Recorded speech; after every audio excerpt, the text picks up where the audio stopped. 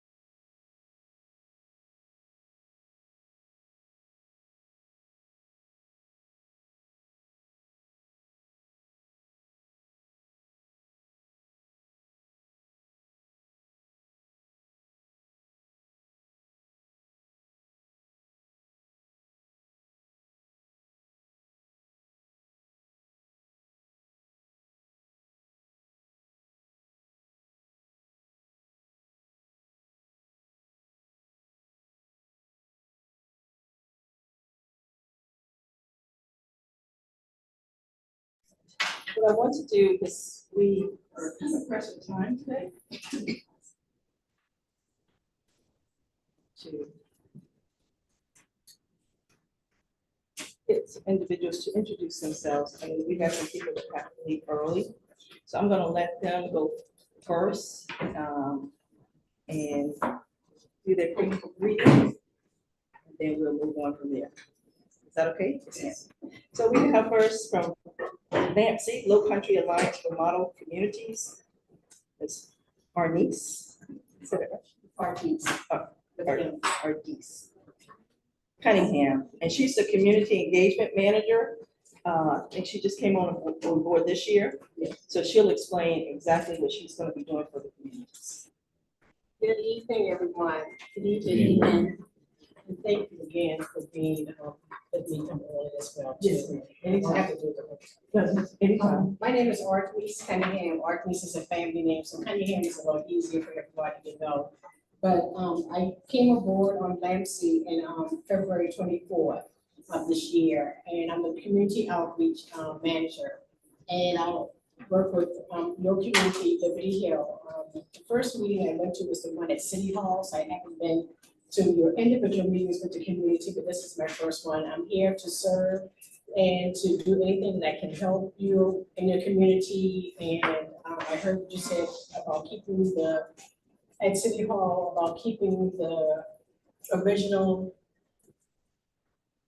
process of Liberty Hill. The process is not the word, just keeping the originality of the Liberty Hill. Talked about gentrification, also about taxes with housing and that are being built. So we're here to help in any way that we can. And I'm here as well. Easy to reach. I left some cards up here with up here as well. And another thing I want to talk about, we work with the Sustainability Institute, and we're trying to recruit for one more person to work with the AmeriCorps. And that person needs to be at least 18 years old.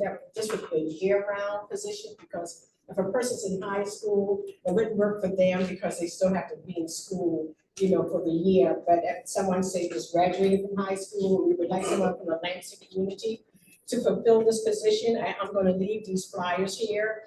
And they will get a stipend and also an education award as well. And the money is okay, but it might make them maybe like 500 every 2 weeks, and then, because some of the hours have been dropped because of the funding now. But I can get more information for you as needed, but we just need one more person to try to apply for this position. And we would like to start like in July. Okay. What's the position? It's the AmeriCorps. Oh, the AmeriCorps. Yes.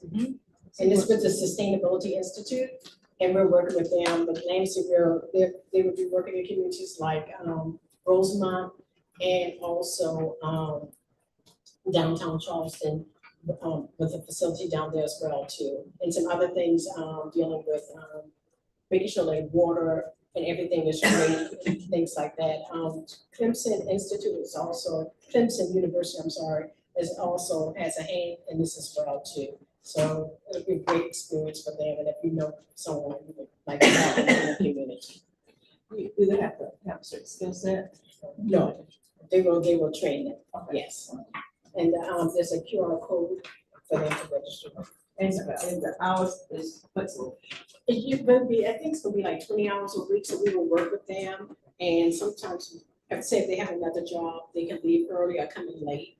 So, and pertaining to what they need for, the individuals to do, and, the person that's, Holly is the person from Sustainable Institute that we work with us as well.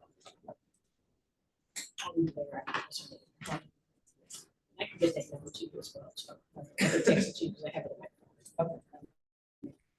And if you have any questions or anything, Nancy, you can let me know. And like I said, I left my comments up here.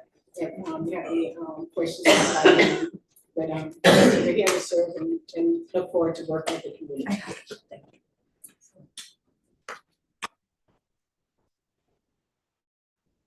Thank you. Thank you so much. Any questions? Right, well, we have one more person that's supposed to be having an interview with us, but who knows if that's gonna work out, so we can still, if you have two, we'll let you know. Okay? So can you explain LAMC to folks who may not know the organization? LAMC is an organization that works in the community. Our three communities is Liberty Hill, Ackley, and also Rosemont. We try to help with one area in Rosemont, we're trying to help with the flooding issue that they have there. And there's something that, and water quality too for individuals in those community too. And Lansing also builds houses, because I think they have some houses in the Liberty Hill community. I know they have some in Rosemont. Okay. Right, but Rosemont and Union Heights. Okay. Union Heights is another area that we work with too. And they have housing, they're trying to make sure that the housing has like air quality. So they have little bits and pieces of things to try to make sure that people have healthy living and try to make sure that they have a great environment for the families. Another area that we're trying to work on, like I said, just came on in February, is workforce, trying to get like children knowing about certain work areas, not only just waiting till they get to high school, but starting to educate them in middle school as well, so they can start focusing on areas as far as an occupation earlier and getting set up for it, so you know what kind of courses to take when you get to high school, not wait until high school trying to drive them into that area. Right now, like I said, with the funding being cut, we're trying to work as great and as I guess proactively as we can with the monies, and to try to make sure that we get the education out to help families and to enhance families as well. I hope I answered the question. Thank you. Are there any more questions? Thank you, and I appreciate you so much. Thank you, and I'll be back again next month. Okay, and the meeting starts at 6:30. Not 6 o'clock. Okay. I'd rather be early than late. Yeah, that's what I'm sure. So it says 6 o'clock somewhere. I messed up the time we got here at 6 o'clock, and so The early bird. I was very early. Well, I'm gonna go over our agenda for this evening. We don't have a printed agenda. We do our opening prayer, and I usually announce the visitors. And we do our minutes, our resource officer, code enforcement, financial report. We will have a speaker from Charleston County today. And we usually do committee reports, old business, new business, announcements, adjournment, and closing prayer. And that, if we don't have time to get to an agenda item, we will dispense it for the next time. Okay. All right, I'm gonna go over what we did this morning. We presented to planning and zoning for Liberty Hill to become a local historic district. Because Liberty Hill is 154 years old this year. And we don't have a historic designation locally. We put in for a national designation, which may come through by the end of the year. So, we're 4 years in working on that project. So we propose for Liberty Hill it's 112 acres, and the Liberty Hill name to be in perpetuity as a historic district with zoning overlay protections. And the zoning overlay protections that we're asking for is historic, conservation, business, and affordable or workforce housing. So it's a process, and the planning zoning will walk us step by step through the process. They will assign us one of the staff members to work with us. So they will bring requests to us, and it will pretty much be our homework. So as communities, we will have to gather data as well as get ideas from the community of what they want in the zoning regulations. Okay. I have a couple copies back there. You can take a picture of it, and anybody who wants me to email them a copy of this, I'm more than happy to do that. Just let me know. You can put a check mark by your name so I'll know. But I'll write your name down.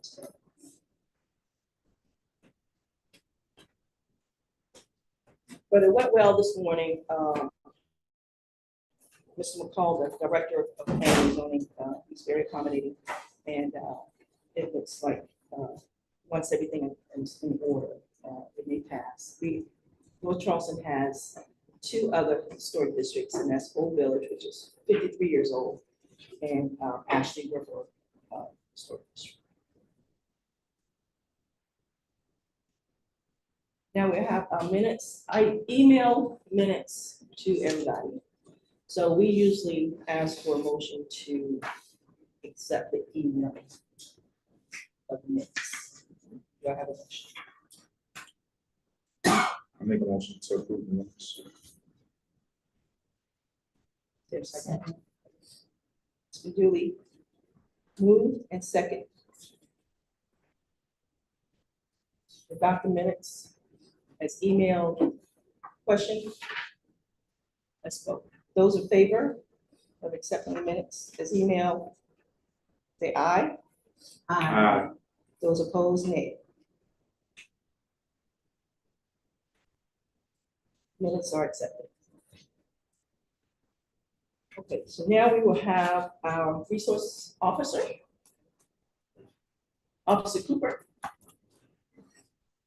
Good evening, how's everybody doing today? Doing well. I got some real sad. He's a lively one. He's gonna brighten us up. So, first and foremost, at 4884 Gainer Avenue, obviously the signs are being taken. I'm in the process of coming up with an ops plan. I plan on the next time, since our next few weeks, I'll be using night shift. The next time they have a double day. What that means is they have the double amount of their officers normally. I'll be doing an ops plan there for Gainer. So the next time I go out there and whoever's doing whatever, I'll be having a bunch of officers to take care of that situation. I don't have a date yet, and if I do have a date, I'm not gonna let anybody know probably till after the fact. So outside of that, from what I'm being told, I believe the house, 2 houses down from that situation, I think they're probably being evicted as well, from the yellow house. I already spoke to the house next to that in the middle, on the other side of the vacant lot as well. To the fire captain, he's most gracious, he's been nothing but helpful as well. So I already talked to the officers, let them know that there's supposed to be one Hispanic male working on that property, anybody else not allowed to be there.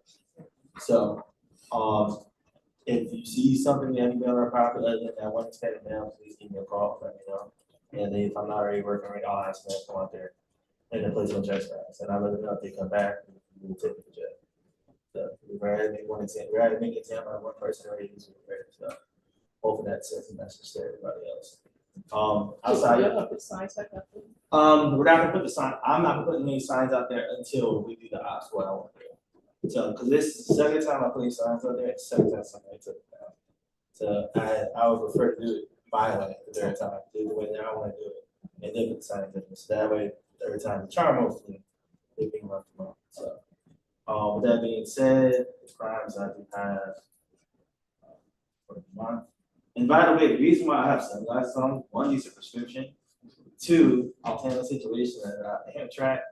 So I did not get a chance to run back, run back to my car and grab my glasses or try to get here on time. Because there's certain people here who had to ask me questions. You can call me out, Coop, it's fine. No, they look cool. They say the life of the party. I don't know if that's a HIPAA law or whatever you wanna go with, so. 44 Lakew Street, you had a burglary residence, under entry. Only thing was taken, I believe, was a license, and paperwork was taken. In that 61 East Montague Avenue, stolen vehicle. That's pretty much what I had. I believe the first, the burglary, I don't believe it's an actual burglary, but by definition it is. Based on what I'm reading from the report and with the information I received about that, it almost sounds like it's something from the people, the residents with inside. So by definition, if you don't know, if somebody's living inside your residence, you can't burglarize your own home. So just a heads up. And as far as the stolen vehicle, I believe that was just, I believe that was outlined. I believe it's since it's recovered, but I have to double check. Overall though, it's been pretty decent here around here. Hopefully this next month, the people can still be evicted from the old house, and hopefully that'll continue to bring that, take it down a little bit on Gainer. The station unit just opened up a brand new unit, our gang unit, and they pulled a little bit of people from intelligence as well as detectives as well. So they're in the process of identifying certain individuals around the area of Liberty Hill as well.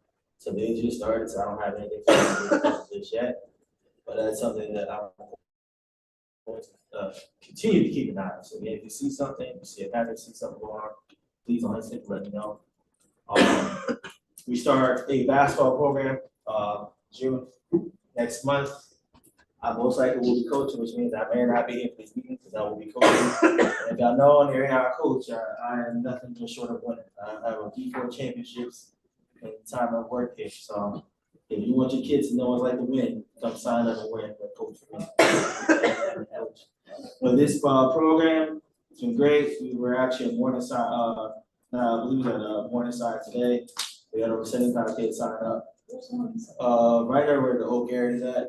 Right over there. I mentioned that because we've had a great turnout, people signing up. And again, this is a free program. So if you have kids or nieces, y'all know either involved in AAU. Travel ball is really expensive. So this is a great alternative. This is the way I package it to everybody. It's a great alternative to where you're able to play against AAU talent, because most AAU clubs, what we're doing this year is that those AAU teams are distance, they're using CAPS, basketball program as a way to get runs in during the week. So your children, your nieces, and nephews have an opportunity to play against really good talent before they go to the actual games on the weekend. Again, this is free. Uniforms, everything is free. You can email me, email Sergeant Fox, I'll leave information before I go. So the president, it's almost getting full. This is the first time I ever said that, and I've been working where we're getting full with rosters. So again, this is free. Free uniforms, free everything. Kids transportation, or 9 times out of 10 with myself in the office, we have to give people rides. So there's little to no excuses. And the transportation to and back, depending on what school's coming from. Again, I cannot stress enough, it's a free program for boys and girls. The girls, I laugh and I say, it's for the girls, I would argue at times more competitive than the boys. So, with that being said, is there any questions or concerns I have at the time? Yes, sir. Who else? You said we can email you and who else? Sergeant Potts. Sergeant Potts. I'll give up emails right now, actually, if you guys are ready. Again, if any kids are ready to sign up, I would suggest you send the information as soon as possible. Do y'all have a flyer about that? I believe my sergeant has flyer. I don't know how that flyer, digital. I just a little PFC, but if you email my sergeant, I'm sure we get a flyer too, so it's possible. So how is it you get if you don't have a flyer? How will it know? So, if the kid, say for example, if the child goes to North Charleston School, we tell them what school they go to, and I'll have obviously right now, I can find a way to make sure they get the information the next day. So shouldn't we just just sending flyers to all the schools? If the schools, if the SROs and them at once participation, we can do that.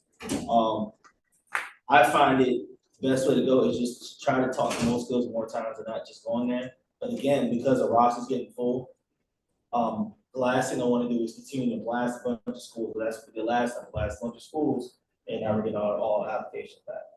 So, again, with that being said, if there's any students here, if you know anybody who wants to participate, I'll give you email information now, and I'll try to get the information either tonight or tomorrow morning. I'm not getting off of work till 4 AM tonight. So if I can email my sergeant, I say, hey, can you send me the information, you can send it to me in the next 10, 15 minutes, it's fine.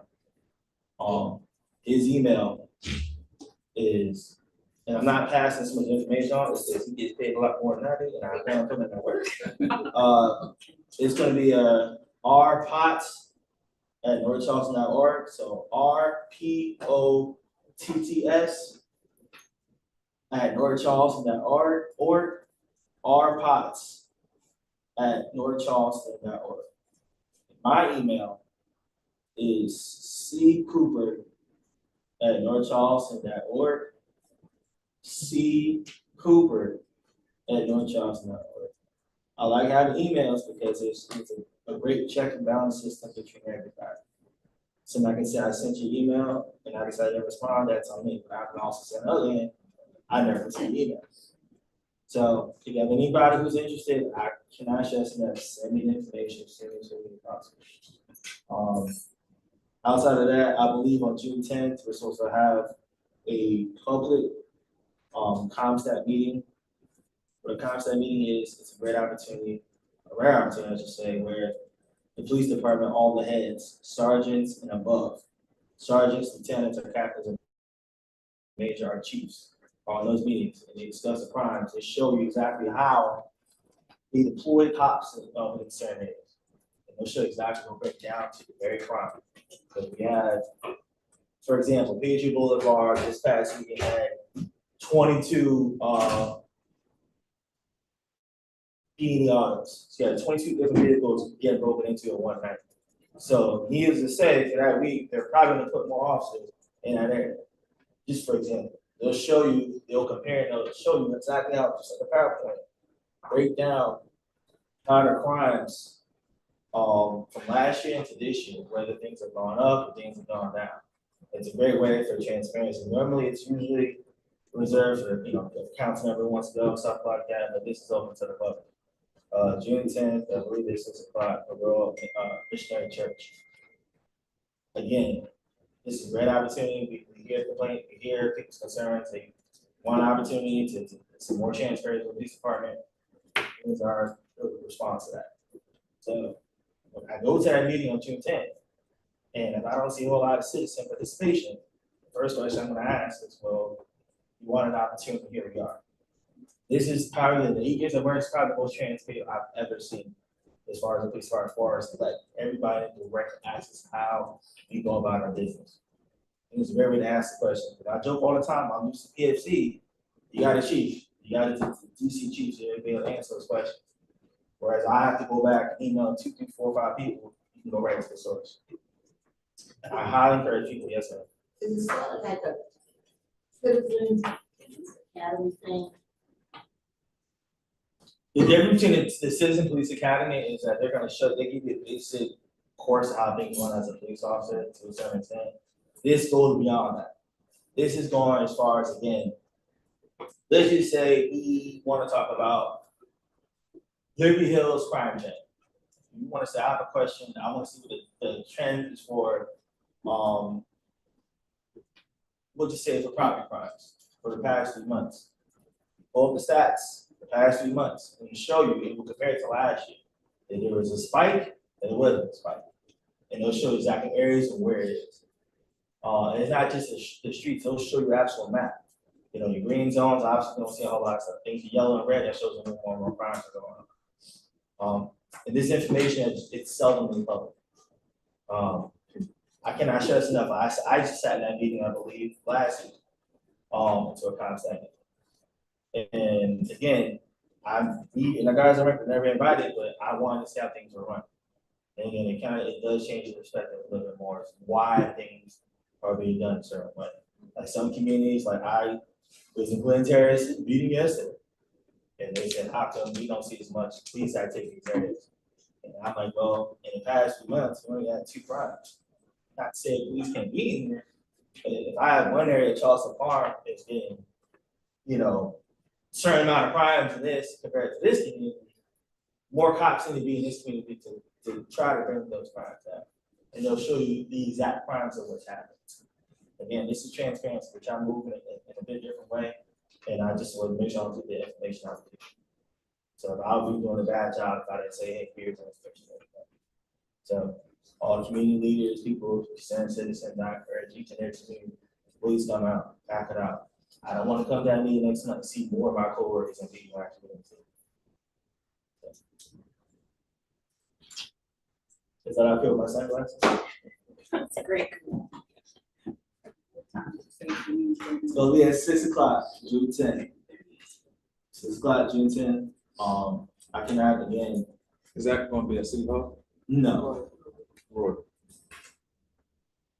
So, again, I mean, y'all, if you've never been to meetings, stuff like this before, if I'm pressing a point 2, 3, 4 times, and I really do that here, it's probably telling you might want to come. Because I really want every opportunity to see, like I said, how things are run. And I want opportunity for people to ask questions, and they don't always want to ask me a question, but you have the opportunity to ask my boss's boss a question. And I want that. I want to be able to help bridge. My job is to bridge the gap between the community and police. And I'm saying this is an opportunity to continue to go that way. you know there'll be a virtual option to join, or is that I'm in not person? sure the virtual option, but I can certify that for you. But again, this is something, Prez, I'm sure you do a great job of holding it down. So if you'll get something to me next day or so, please give me a call. And I'll get the answer to you soon as possible. But if you can make it in person, I can actually set up out again.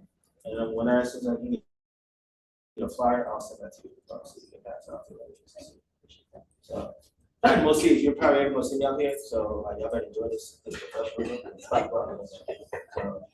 if you got nothing else, I'm gonna go back to work and talk about how the Knicks blew a 12-point lead last night.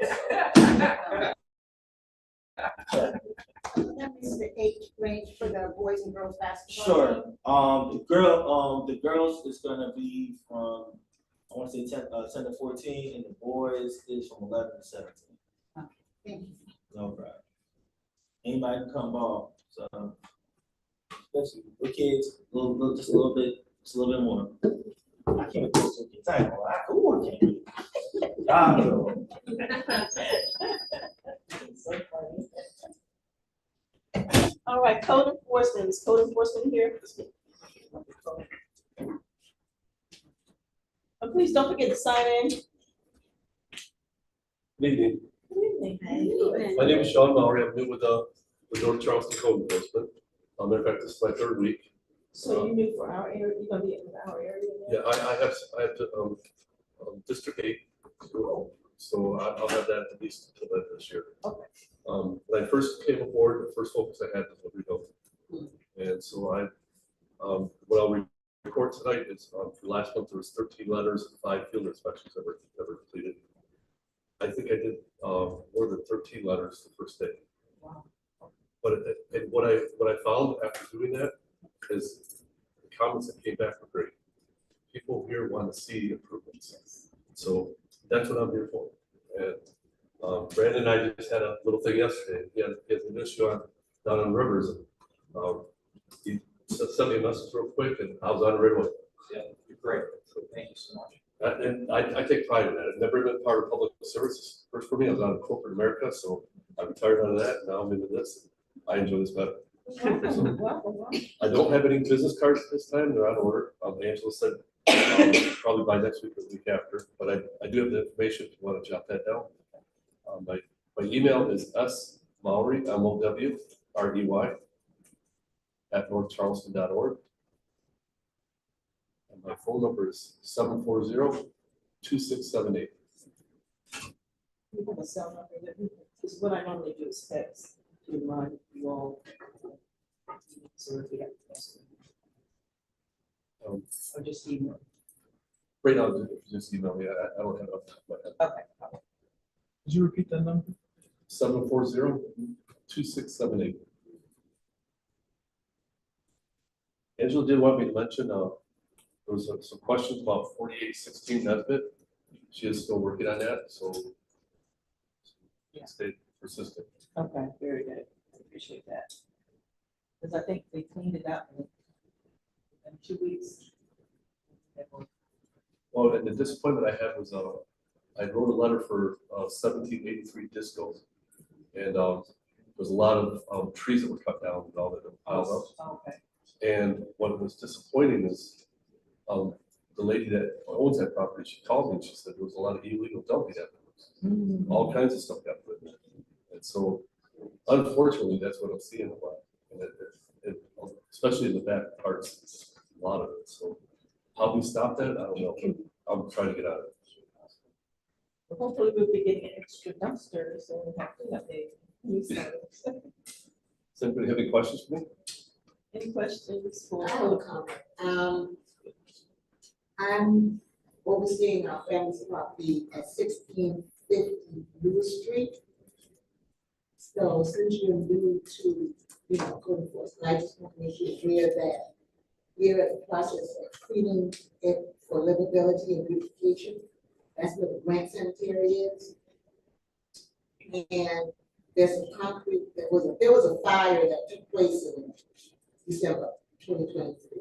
And the debris, the debris was left there by former, by former occupants who were relatives. And they just left it. So now we're in the process of getting that debris removed. And we, the landscaper that I hired, he dug up all of that concrete where that trailer used to be. You may see those concretes back in the middle of the property, because what we plan on doing is like crushing it up so that we can fill in those low level areas, those, that was caused by rain and, the mud part, just kind of level it out. So I just want to make you aware, because I've written letters to code enforcement to let them know what we're doing, so they wouldn't think that we're just letting the property just, get out of control with debris and questions and all that. Yeah, I was just back there 2 days ago. Matter of fact, I was back there was several loose dogs that were scaring everybody Yeah, on we're there. getting rid of those dogs now. Yeah, we're getting rid of those dogs. Okay, I really noted that because I do go back there and check. Any other questions? Thank you very much. Thank you. We have our financial report, our treasurer, Super Mitchell. She's online. Good evening. This is Ncitha Mitchell, Liberty Hill Treasurer. Our ending balance on April 17th was $11,367. Our new balance is $8,120. So we still have some of the grant money for the organizations. I'm only showing that 2 organizations has actually picked up their grant money. Valerie, you know anybody else? Did anyone else pick up their grant money, or they're No, interested in getting it? We'll send out reminders for them. This is Liberty Hill Alliance, provide the grant money to Lansing throughout the Liberty Hill Alliance organizations that work together. We'll remind them. Any questions?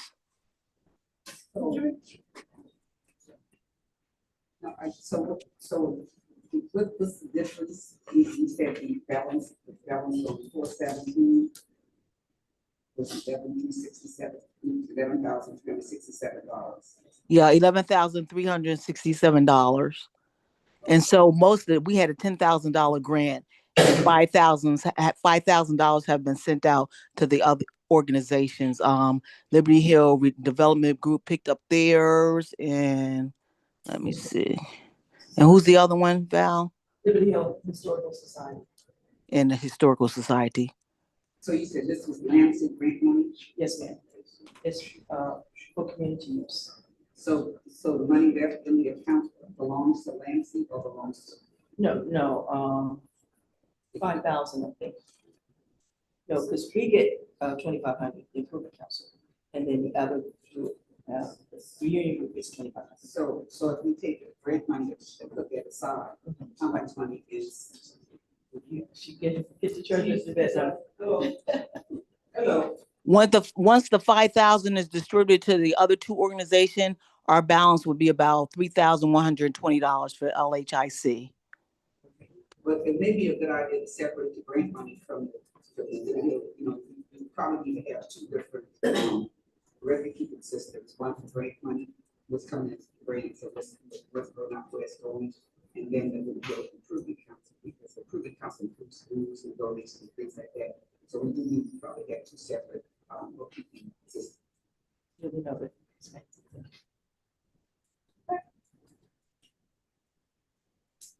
All right, thank you. So we will have our speaker today. We have Charleston County Criminal Justice Coordinating Committee. So It's a come mouthful. forward. Yes, it is. And introduce who's with you.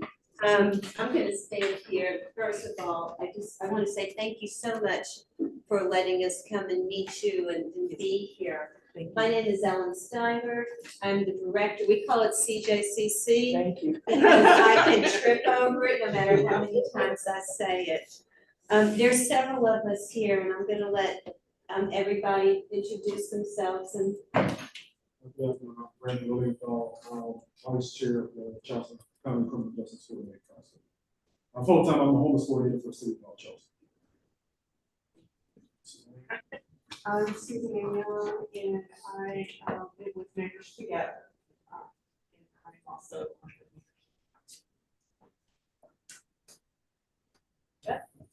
I'm Patsy Gardner, I'm with the Second Chance Resource Center, and I'm also. Hey, y'all, good evening. My name is Chris Welch, and I'm a community rep for CJCC. My third year, my background is in population health, specifically around equity and health.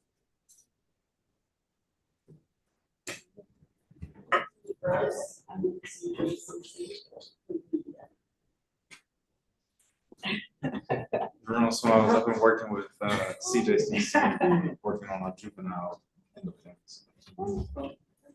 so we brought some materials. Oh. I was just gonna ask if everyone could try to project their voices a little bit, might be my hearing, but I wanna make sure I hear everything. If you cannot hear me, raise your hand. I'm usually pretty good at projecting. I'm a mother. We brought some materials. This is a tripo that will kind of give you information on who we are. We have a one-pager talking about who we are. I want to tell you a little bit about why we're here. We represent Charleston County, and we're really interested in hearing from you. What are your priorities? We work within the criminal justice field. Everybody who is part of the CJCC Council is involved in some way in criminal justice. They touch it, either as an elected official, appointed, head of agencies, Tri-County Reentry. There's across the board, we represent different players. We can't do a good job if we don't know what's important. You know, we can make assumptions like, you know, people are concerned about mental health. People are concerned about housing. We have done our own evaluations to see what are the top 3, what are the top 5 priorities. And we're coming here to hear from you. What are your top priorities? I know that's a big ask. So if anybody feels up to, you know, talking to us, and we're all here. And if not, you know, there's ways we can keep working this. So does anyone want to start and tell us, you know, when you're thinking of criminal justice, what's your priority? Yes, ma'am. But I think that what I would like to see some of look at is parenting parenting component, because we find that kids are getting younger and younger and more, it's a more challenge for children now because there's so many single parent homes where the mothers working 2 or 3 jobs. So I would like to see a parenting component as a way to reduce the amount of kids who get into that criminal justice system. Because now we see kids start as early as 4 and 5 years old. So we can expect that the school is going to do their jobs. We also can expect that the parents have to do their job. The school, the teachers get trained. So why can't we have an 8-hour parenting class for parents, once a year? And particularly for those parents whose children, because parents don't know, they don't know. They really don't know because we have so many young parents and they have issues. So I think I would like to see parenting started early on, with kids, really the birth right on up. So by the That's time right. you get to kindergarten, there's some type of discipline, some type of opportunity to be successful. That's really great feedback, thank you. I'm not the only one from CJCC talking, y'all. Not doing such a good job. So we would like to see, especially in our community, mental health, organizations deal with mental health issues and substance abuse issues. Because it's so prevalent in our area. A lot of times it's not identified. And then a lot of times, even the police officers don't understand how to deal with it. One example, the other day, police was called to a home, and we know there was some mental health issues there. In actuality, there was even a court order for this person to be picked up. And the police did not identify it. And so even mobile crisis was called, and even mobile crisis did not identify it because the police did not. So that was an issue. And so needless to say, this person took a board and slammed an elderly gentleman in the face. So if we can have more education on that, more involvement on that, would be good. Thank you. Thank you. Please stand up. Okay, not only. The parenting component that you're talking about. Second chance, they've been doing it now for probably about 8 years. We get a lot of referrals from ESS and the BJJ. And to hear you say starting at age, that's great because the age-specific parenting class that's the way to go. Because you're not going to parent your 5-year-old the way you parent your 13-year-old. So we'll take note of that. The 8 hours is great, but that will just be a summary. Number one, that what we used to do an 8-hour course is just, and our service is free.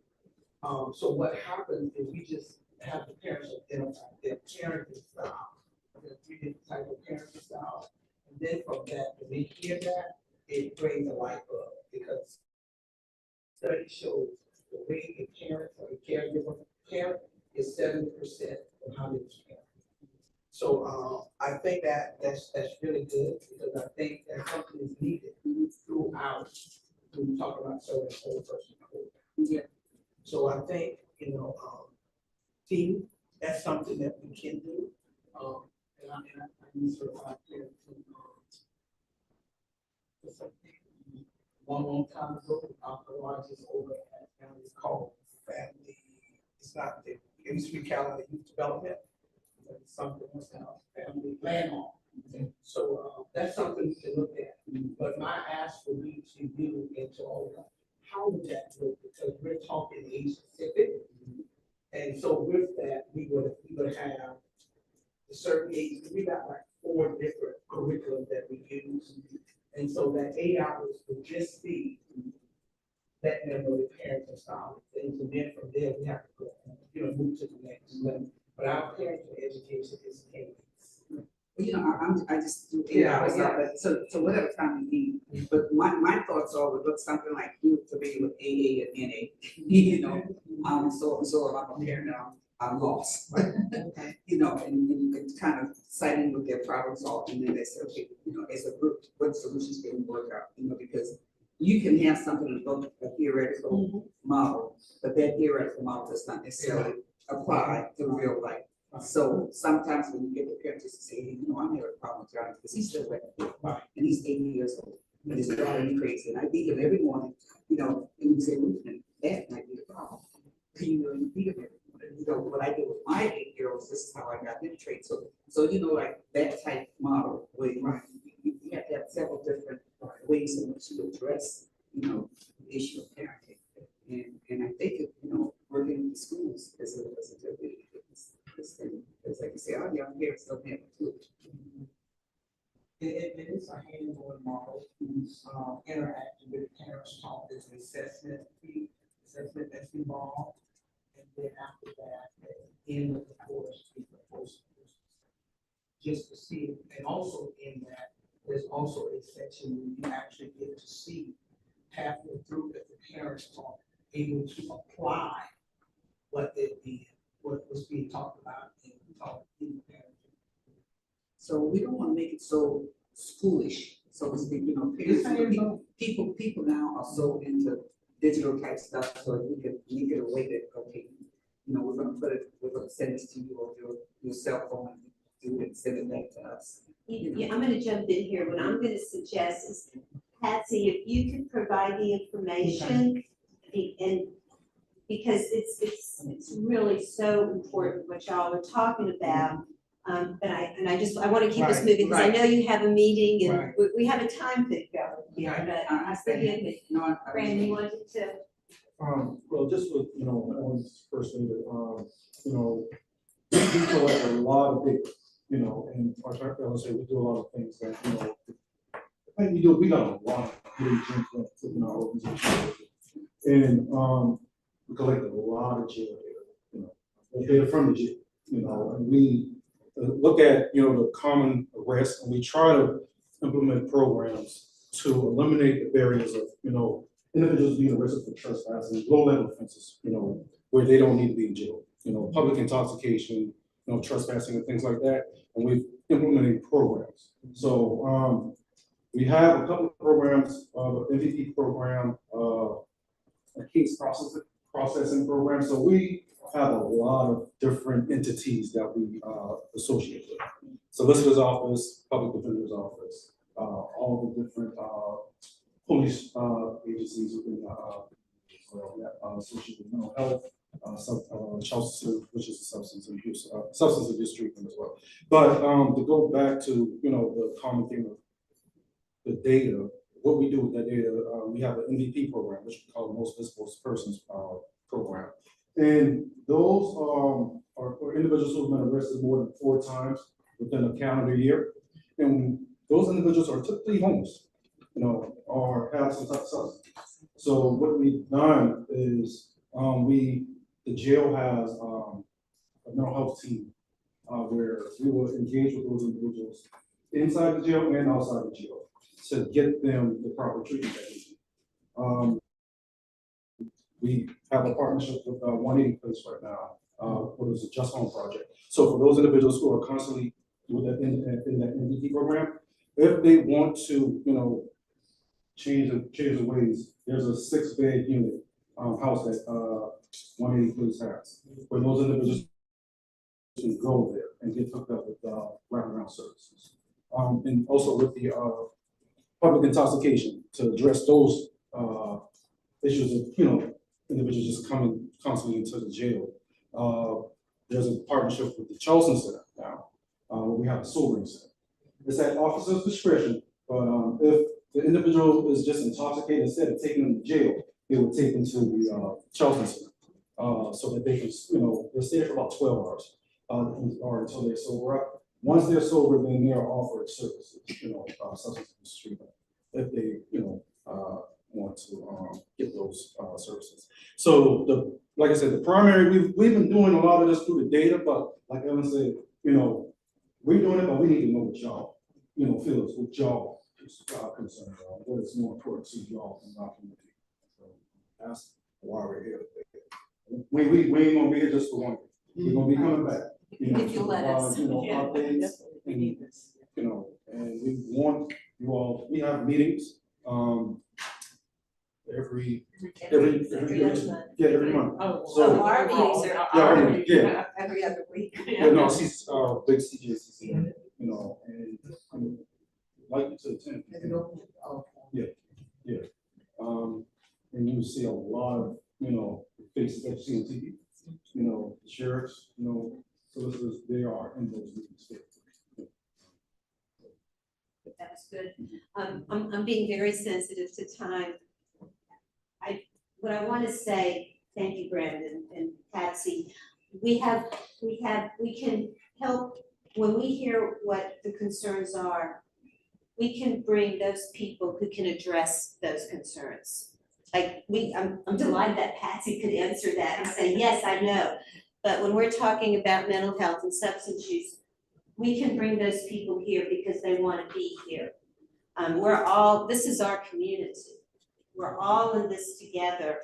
I'm being very sensitive to time. If you'll invite us back, we would love to come, really, so that we build trust, right? Thank you very, very much. Chris, if you want to say something, yes, ma'am. When will your meetings held? We have a For the formal, public?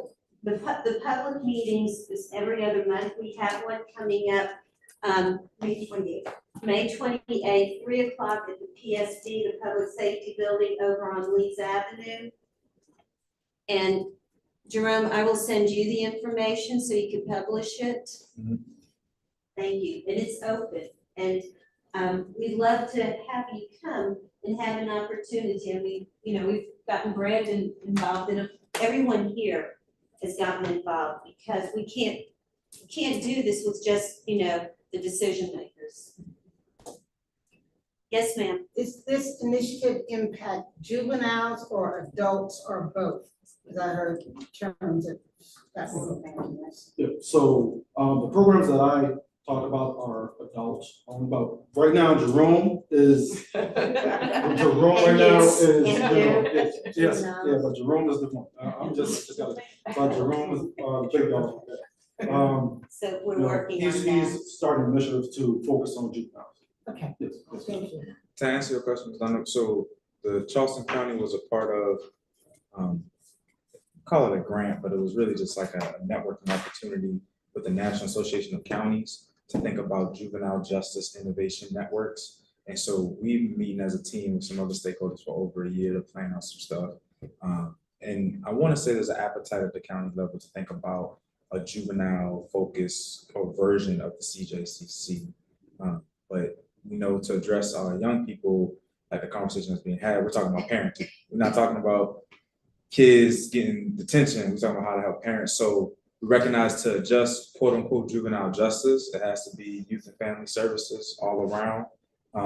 And so we're having conversations. But for my role at the police department, I'm piloting an initiative that I'm being very transparent with. I hope that one day isn't at the police level and is held at a county or school district level. And so we're trying to identify our high flyers or young people who are like the MVPs for the CJC. We call them high flyers, that we can offer sustained wraparound services to. What's missing in this area is like a Department of Youth Services. We don't have anything like that. It's not at the city level. It's not at the city of Charleston. It's not the city of North Charleston. It's not at the county level. But that's what's necessary, because people like Patsy and others are doing a lot of work, but there's no governing body helping them drive it. So.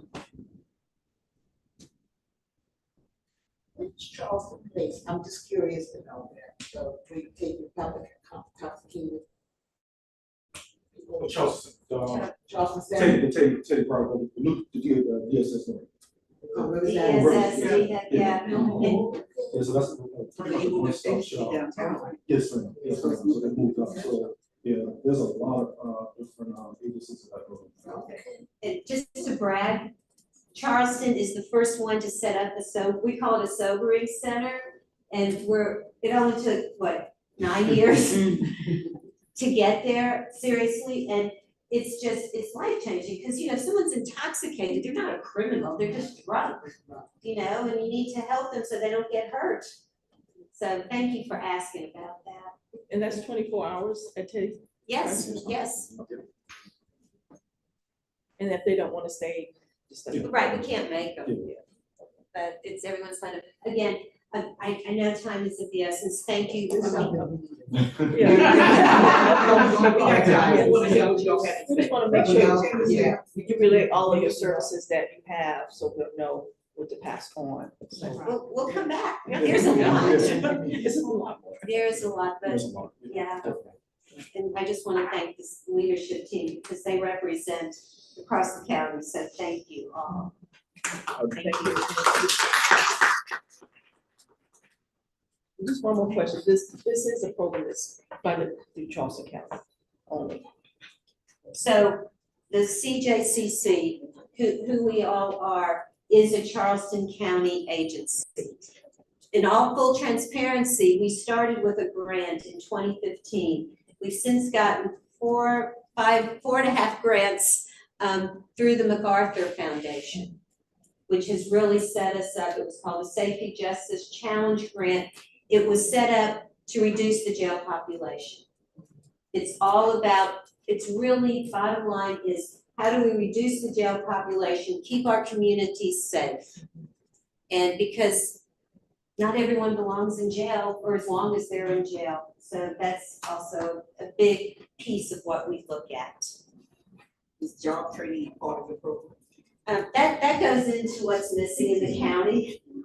Yeah, I mean, that's what we're looking, what are we missing? What more can we do? Because as we all keep saying, this is our home. We're all Charleston, West Ashley, down, it's all county. So, yes.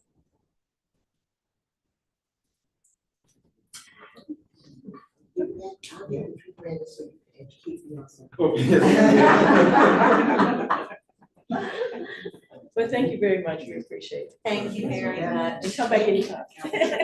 Pleasure. Okay, so we're gonna move forward. So every year we review our bylaws, and it's something that needs to be done on a regular basis in any organization. But we mainly do it also because when we write out grants, we let the grantors know that we do have bylaws and we do review our bylaws. Thank you. And so we're going to, it may take a minute, so I need some water or something. Let's get some water. I got a couple bottles here.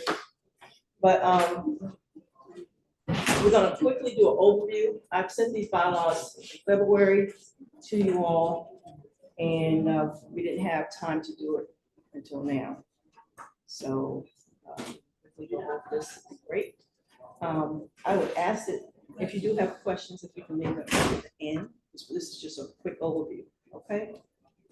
So we're not voting on this today, Ma'am? we are not voting on these bylaws tonight, all. Bylaws have been voted on February of 2022. Right. Yes, This ma'am. is 2025. So we're not voting on bylaws right now. So we're going to, what we're doing is, what the. We're just reviewing the bylaws that we have that was voted on in 2022. So if we want to make amendments to bylaws, We will not talk about that tonight. No, ma'am. but at some point in time, we'll be able to make amendments. Yes, ma'am, some point in time. Right now, our focus is gonna be on the historical district, because that's a lot of information. As you know, we have a small board, and so we want to put that focus where it's really needed right now. So then we'll address bylaws later after we go through that process. That process is gonna take 3 months of going through all that. So what's the purpose? If we're not gonna address the bylaws, then what are we? Just like I said, so when we write our grants, they ask us if we have bylaws, and they ask us if we review bylaws. Yes, we do, we review our bylaws every year. It's just a quick overview, so people can know what our bylaws contain. So are these bylaws going to be in effect These bylaws have always been in effect since February 17, 2022.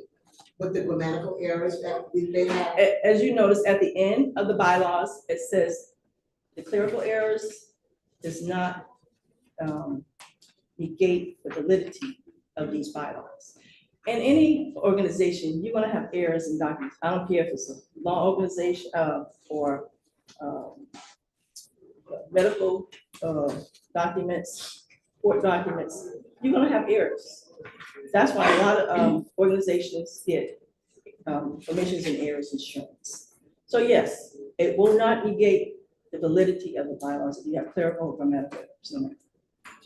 Well, I'm kind of confused because the last time we spoke about the bylaws and about correcting the grammatical errors and the run-on sentences, that's one of the reasons why people don't really understand the bylaws. So my thing is, I think what I'm trying to say is that there need to be some kind of understanding and some kind of clarity of the bylaws that they have now. Because when we spoke with you and got together and agreed that the grammatical errors and the formatting was gonna be corrected. But I didn't give you a timeline. I told you that yes, we do need to correct those, but I did not give you a timeline. We do have more pressing issues right now. We're about to lose Liberty Hill, okay? No, you You okay? You see what I'm saying? So we're gonna fight as much as we can. It's gonna be a fight to the finish. to Absolutely, keep and Liberty I Hill. totally agree So with that, that- you know, so- but at the same time, We we're don't trying have- to get I the understand. Liberty Hill, and we're trying to get their improvement council, and motivate the residents and motivate the people who live and who don't live in the Liberty Hill area, but have a stake in the Liberty Hill area, coming back to the meetings. I mean, you know, look at your meetings. You know, 1, 2, 3, 4. We have people online, and we have about 30 people that review, or that's online and watch. How many? Over 30, and then by the end of the month, it's usually about 89. So this is an era of virtual viewing, so we do have people that watch from California to New Jersey to Absolutely, Georgia. yeah.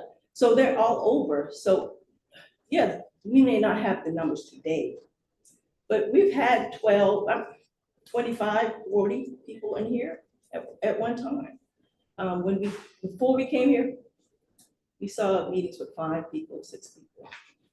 So you can't say that because we have bylaws that somebody can't read. These bylaws are readable. But this, let me say, but I think all we is trying to, Brenda is trying to say is that, okay, if you say the bylaws have been approved, fine, all it says, okay, let's clean them up. She didn't Yes, say- I agree. She didn't ask to change anything, Yes, exactly. she didn't ask to change anything, she just asked that I agree. as a group of educated people, knowing that the bylaws are grammatically are not correct and spelling and all that's not correct, just clean them up so they'll be much. I easier to read and agree understand.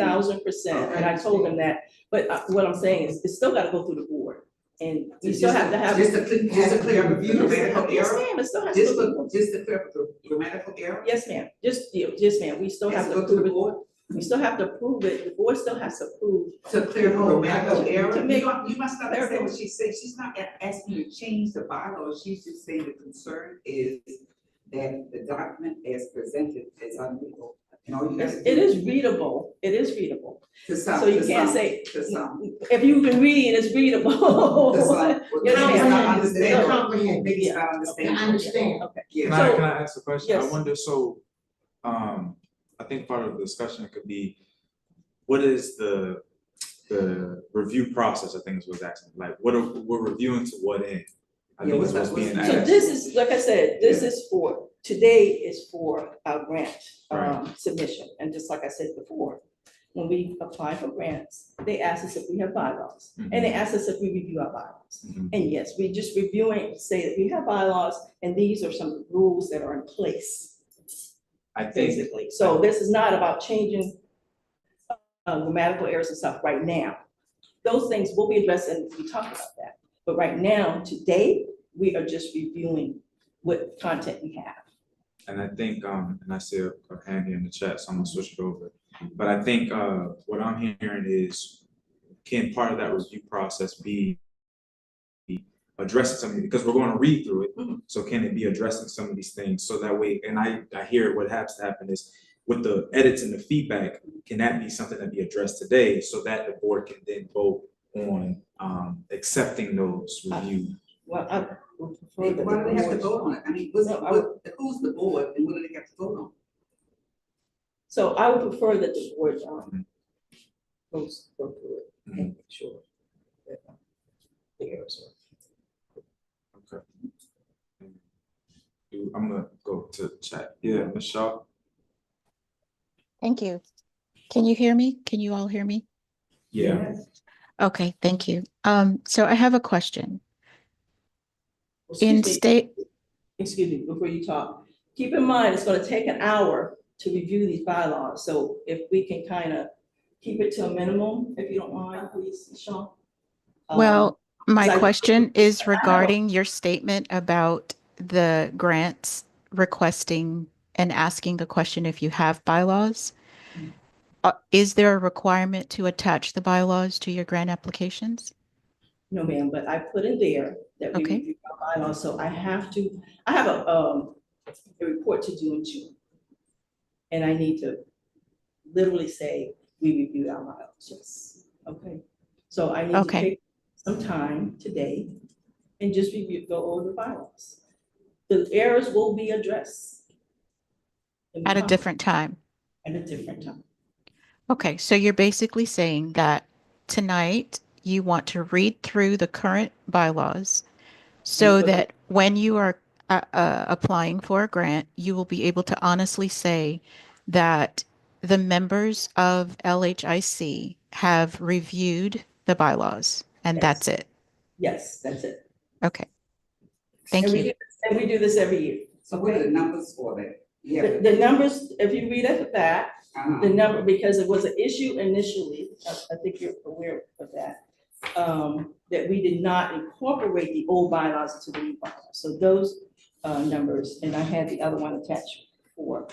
I didn't know the actual points that were incorporated from the old bylaws. There were only 18 points in the old bylaws, and I finally got another copy from Conda from bylaws that were from 1987.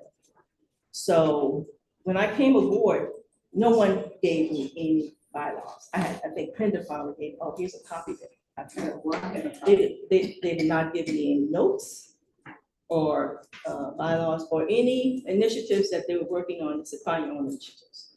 So really, we had to start from scratch. Nobody, you didn't ask, but I think any of us had copies of the bylaws. Yes, ma'am, we did ask in the beginning. Yes, ma'am, yes, ma'am, we did ask in the beginning. Okay. So these bylaws came from actually California, and they're used for fraternities and sororities and small community organizations. So I did not create these bylaws. These bylaws were created by another group and have been used throughout. But I just don't think these bylaws apply to us. So I mean, but they've been adopted, and we understand that and we acknowledge that. Oh, I just think that they are a little bit too much for our organization. Duly noted.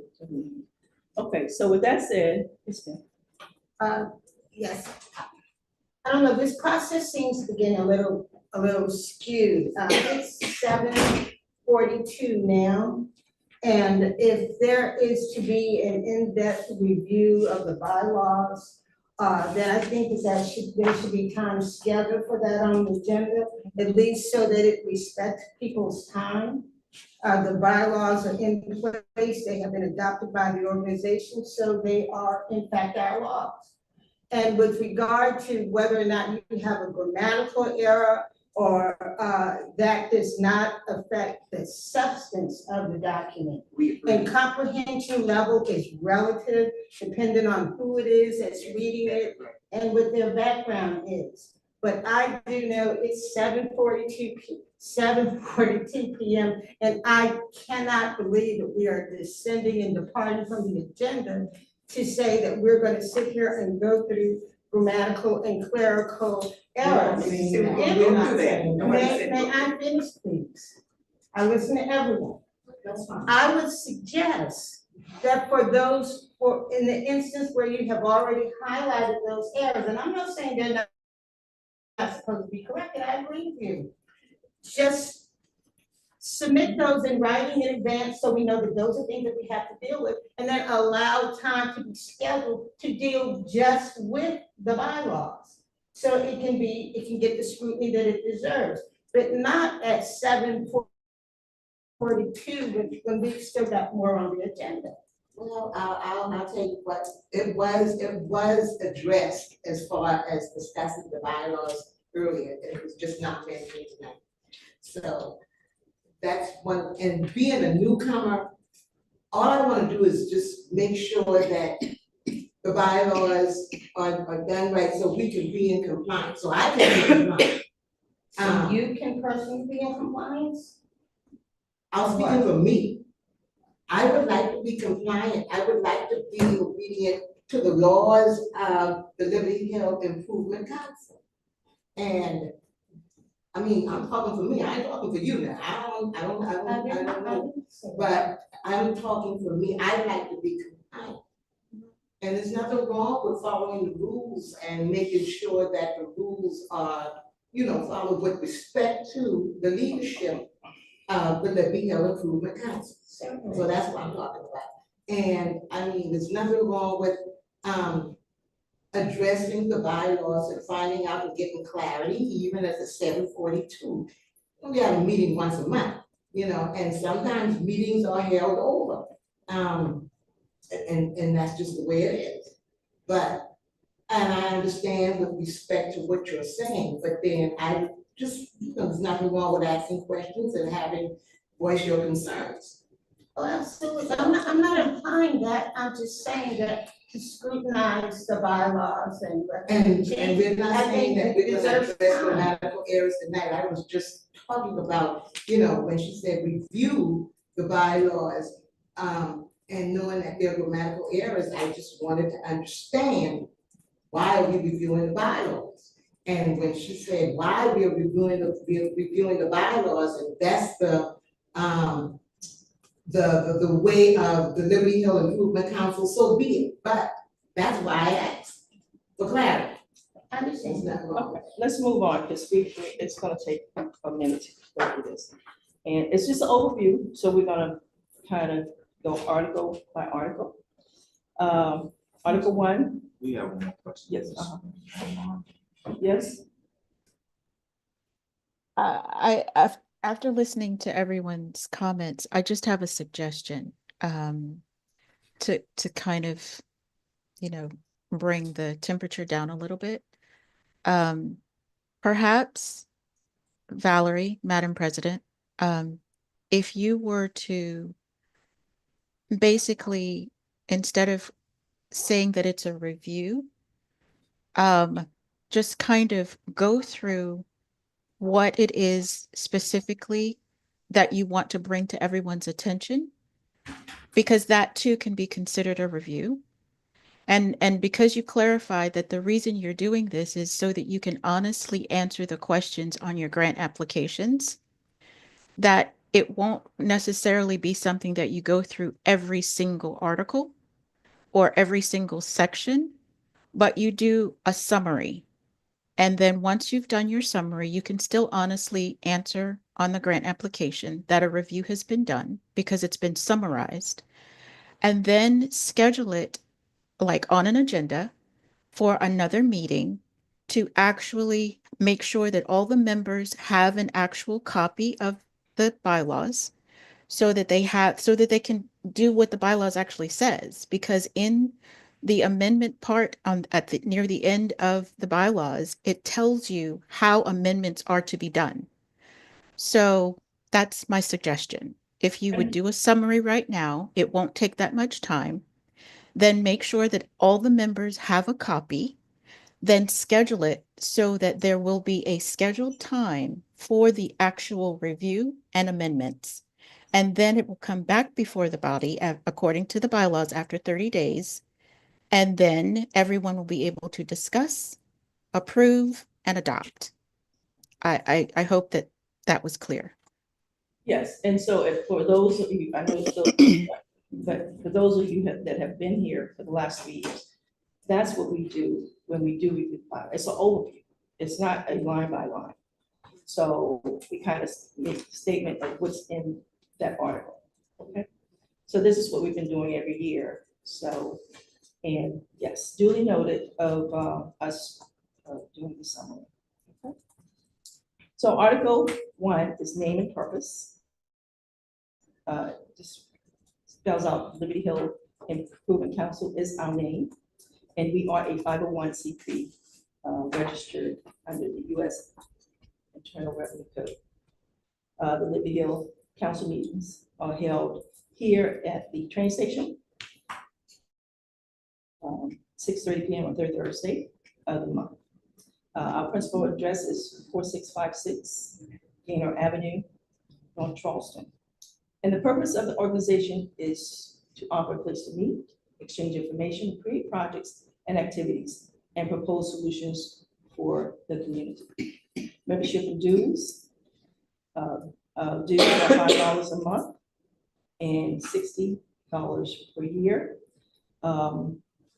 We say that if you're a first timer, you pay a $5 registration fee. Dues for those who are 75 and above are waived. Most of our 75-year-old members, they actually like to donate and they pay their dues. Okay. Conduct of meetings. We conduct our meetings on a regular basis here at 6:30 in this order. Opening prayer, minutes, president's report, committee reports, opening business, announcements, adjournment, and closing prayer. We do send out reminders of our meetings. We send it through phone bite, email, text. Usually I send those out around Sunday evening because that's most effective when people are kind of settling down for the day. I send those out right before the week of the meeting. A member who is in good standing, a member who have actually paid their dues and have attended consecutively for 3 months, they are considered a voting member. The Liberty Hill is governed by an Improvement Council is governed by an executive board elected by its members in good standing. And the executive board consists of 4 members, which we have the president, vice president, treasurer, and president, vice president, treasurer, administrator, and parliamentary. Ours is 5. It actually consists of at least 4, but we have 5 members. President, vice president, We have a treasurer. treasurer. Yeah. So we changed from secretary to administrator. That needs to be put in the bylaws. Administrator. Right, because we have a young man that's actually our administrator.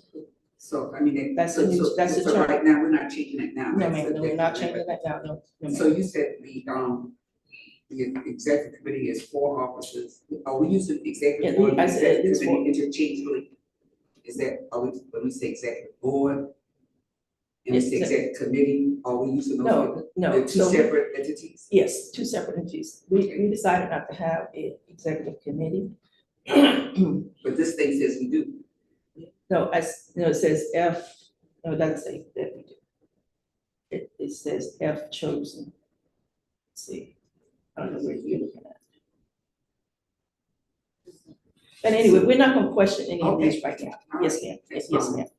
We're just going to hold it, the bylaws, okay?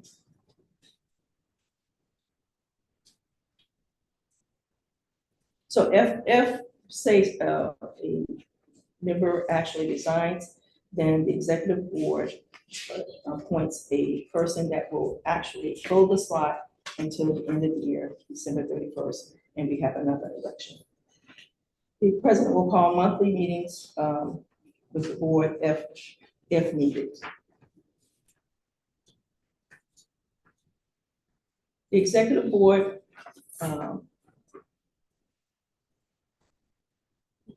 have to attend at least 75% of the meetings. On the average, that means it's about 10 meetings a month, excuse me, a year.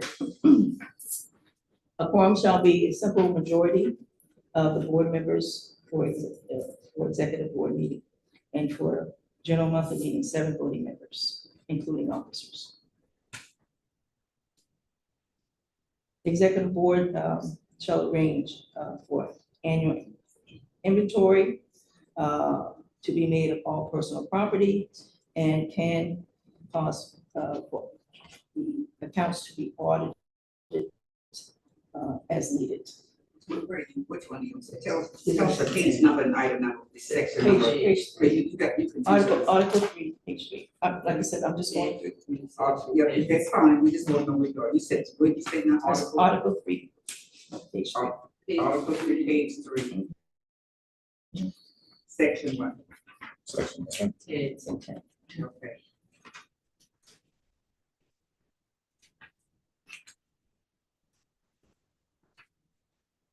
So on Article 4, it just kind of explains the term of the board and the offices. The term for our organization is a 3-year term. And in order to become a president, you have to have at least been working in the organization at least 3 years in some capacity, and be in financially good standing. For other officers, it's just 1-year term. And other officers would be like who? Like the vice president, So, treasurer, so it says, no, so it says, so I mean, the legislature, the in order president, to vice in order to president, qualify. and because it, and chief financial officer, treasurer, chairman, so serve for a 3-year term, and I think that's what all we say about running, and say other But officers. to qualify to be an officer, you just have to serve. See how confusing one this of is? them. If you read the whole thing, it won't. No, confuse no, you. it's confusing. Okay. So, yes, ma'am. Yes. Go ahead. Go ahead.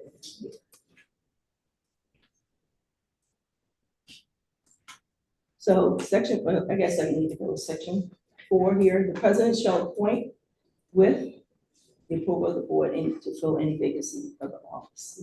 So this, that you on page 4, or which, okay, that's. Yes, page 4, section 4. Okay, help me out now. Section 4. Section 5, the executive board shall have the power to adjust the number of established elected officers' positions from time to time. Section 7, any officer that may resign at any time can be replaced, like I said. And any such resignation shall be in effect the date and receipt of the notice. Section 8 just talks again about role of the president. Section 9, the role of the vice president. Section 10, the role of the recording secretary or administrator. Section 11, the role of the treasurer or chief financial officer. That's page 4. So the recording secretary, assistant secretary is going to be the administrator now? Yes. Mm-hmm. Section 12 talks about the parliamentarian chaplain position.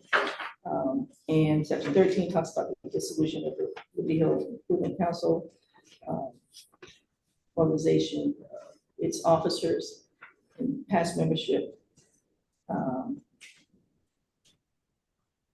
shall be called by a special call meeting conducted by past president residents, stakeholders of the Liberty Hill community and past president and officers. A motion to have a new election shall be entertained and seconded, and majority vote shall prevail to carry the vote.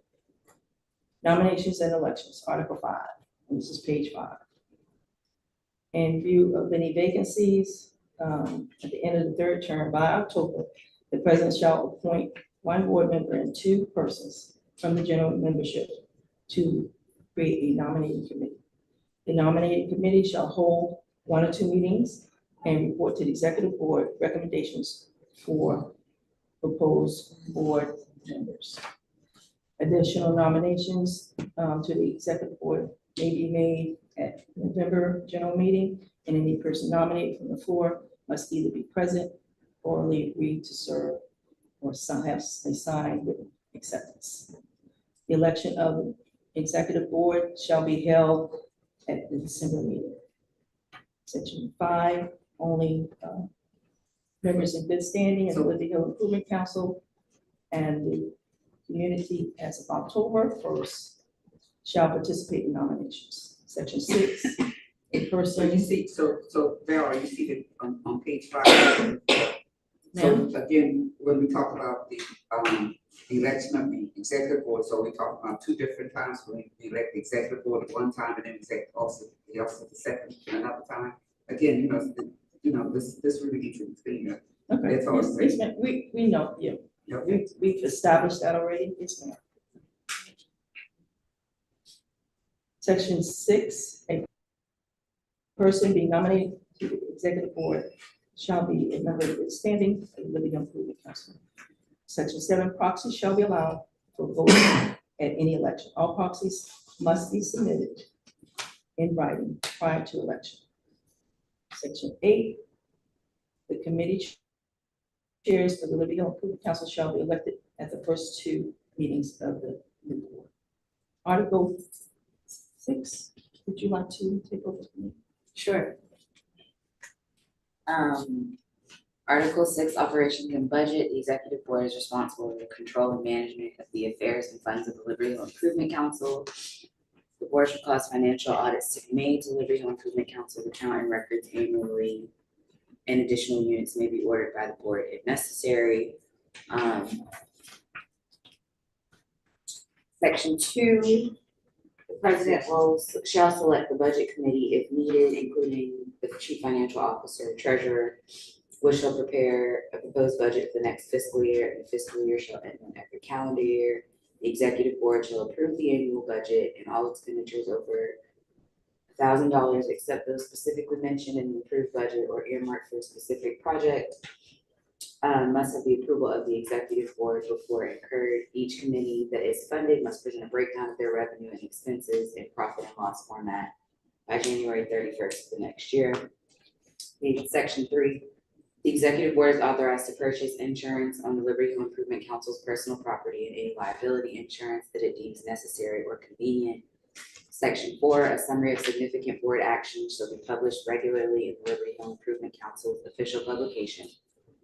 Section 5, the Liberty Hill Improvement Council shall hold at least 10 general meetings a year. Section 6, rules contained in Robert's Rules of Order revised, latest available edition, shall govern the Liberty Hill Improvement Council whenever they are applicable and not in conflict with these bylaws or any special rule adopted by the Liberty Hill Improvement Councils. Section 7, any revenue generating organizations / committees operating under the auspices of the Liberty Hill Improvement Council shall pay dues of 1% of their revenue or $500 maximum for expenses associated with and not limited to IT services, liability insurance, neighborhood association dues, etc., for the general business operations of the Liberty Hill Improvement Council due January of each year. Article 7, dissolution. Section 1, in the event of the dissolution of the Liberty Hill Improvement Council organization, the provisions of its articles of incorporation concerning dissolution shall be followed. All assets of the Liberty Hill Improvement Council will be turned over to the Liberty Hill Senior Citizens Program or the Liberty Hill Historical and Genealogical Society. Article 8, amendment. Section 1, these bylaws may be amended by 2/3 majority vote of the members in good standing present and voting at any general meeting, provided that a 30-day notice of the proposed amendment shall have been included in a written notice of the meeting. No vote shall be taken until the amendment has been proposed to the membership body and accepted for discussion. Section 2, the executive board shall consider each proposed amendment before its presentation to the general membership. If the board disapproves the proposed amendment, it shall nevertheless promptly present it to the general membership with an option for a vote if any board proponent wants it presented for a vote. Section 3, the parliamentarian shall provide a copy of these bylaws as last amended to each member of the executive board upon taking office.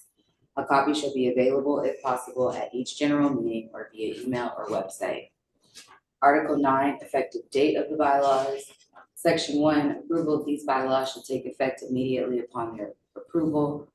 Article 10, prohibition against sharing corporate profits and assets. Section 1, no member, director, officer, employee, or other person connected with this Liberty Hill Improvement Council or any private individual shall receive at any time of the net earnings or pecuniary, am I saying that word, pecuniary? Profit from the operations of the Liberty Hill Improvement Council, provided, however, that this provision shall not prevent payment to any such person or reasonable compensation for services performed for the Liberty Hill Improvement Council as per 1099 or W4 regulation in affecting any of its public or charitable purposes, provided that such compensation is otherwise permitted by these bylaws and is fixed by the resolution of the board, and no such person or persons shall be entitled to share in the distribution of and shall not receive any of the Liberty Hill Improvement Council's assets on dissolution of the Liberty Hill Improvement Council.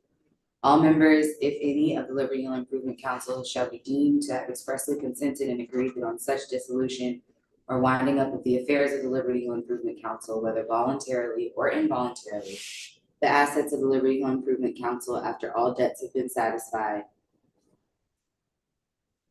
then remaining in the hands of the board, shall be distributed as required by the Articles of Incorporation of this Liberty Hill Improvement Council, registered as the Secretary of State's office and not otherwise.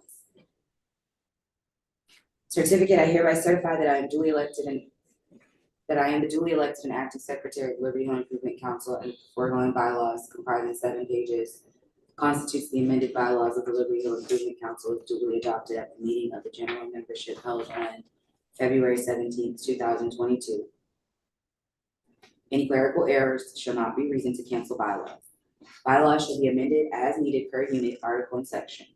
The attached executive board guidelines shall be adopted per year as guidelines, not law, to be governed under. These guidelines may change as conditions change in the governing board and membership body. All bylaws and guidelines may be adopted by Liberty Hill Communities Alliance as it is presented to each nonprofit organization to be voted upon by their membership body. That concludes the review. Where's the secretary? Administrator now.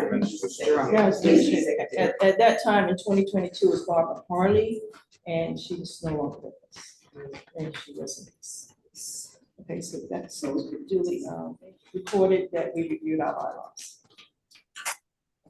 So we will dispense with any committee reports, and we will go to announcements.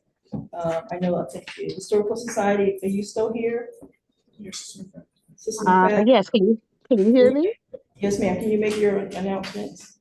Yes, I'm sorry, I was jumping on and off one meeting to the next. Good evening, everyone. Good evening. I'm going to make this short, brief, to the point. I would just like to say we want to thank you all in advance for your upcoming participation in our Juneteenth parade and festivities. We're inviting all of you to come out and to participate.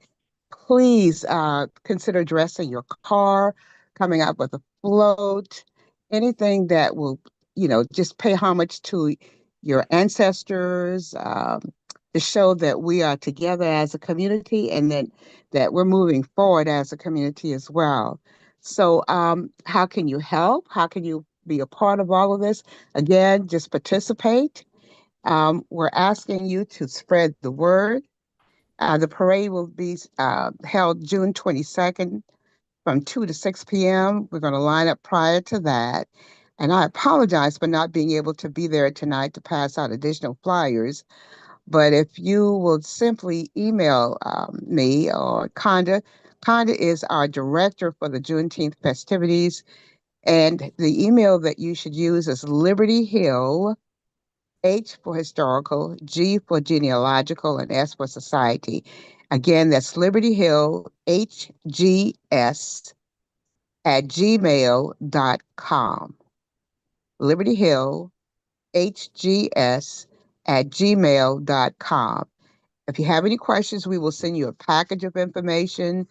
And this year, we're asking that you, if you're going to participate, as far as having a float or car, we're asking you to pay $20 to participate. You know, we have a lot of expenses that is associated with the parade and celebration, and we're asking for your help. Last year, we did not charge anything except for a couple of the vendors, but we really need your help and support this year. So again, if you go on the website, no, I'm sorry, just email me if you have any questions and check with me or Conda or any members of the committee. Conda has a beautiful committee that's working on this project, and I jumped on and off this Zoom to that Zoom. So I'm sure I missed a few things, but again, we need your participation. Also, we'd like to announce that if you are coming from the city of Charleston, either traveling down Ashley Phosphate Road, Rivers Avenue, Somerville, Goose Creek, you will see a beautiful sign that has our flyer. It also has information about our parade. And we just really need to thank Adams Outdoor Sign for helping us with that. So again, once you see it, it will take your breath away. It is so vibrant, and Liberty Hill is on the map as far as folks coming out and just knowing that we're going to sponsor this. Last year, we had participation from folks all throughout the entire Low Country, from the Tri-County area. People, in fact, there were a couple of folks in the Mount Pleasant area. They had a parade, but they left their parade and came to our parade. We had people coming from Beaufort, from Florida, all wanting to be a part of this. And those of you who participated last year, again, we thank you for your participation. We look forward to you joining us again this year. Again, if you'll spread the word, if you will go to that email address, send us questions, we can send you information back. Please try to get your churches to be involved. Tell your family members who are not here in the Charleston area if they could come down and be a part of this. We have to really lift up Liberty Hill. All of you know that. We all know that. And again, thank you so much. Valerie, thank you for allowing us to have this opportunity to make this announcement. And also go on the Reunion Facebook page. We will keep putting up announcements. Also look for us on the media, Channel 5, Channel 2, Channel 4, the local African-American newspapers. We're just out there so that we want to spread the word about our community. Thank you all so much. Thank you. Thank you. Any other announcements? Brandon, yes. Brandon, would you like to give an update? Sure.